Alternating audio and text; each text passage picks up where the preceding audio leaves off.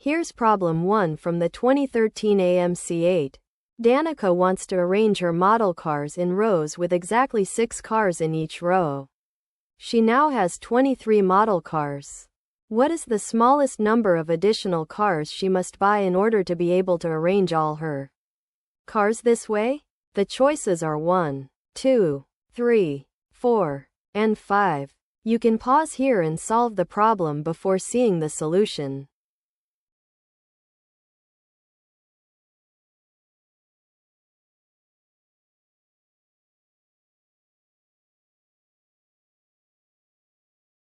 Since every row must have exactly 6 cars, the total number of cars has to be a multiple of 6.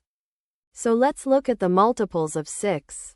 6, 12, 18, 24. Danica has 23 cars. The next multiple of 6 at or above 23 is 24, which is 6 times 4. So she needs a total of 24 cars. To get from 23 cars up to 24 cars, she must buy 24 minus 23, which is just one more car. So the answer is 1, which is choice A.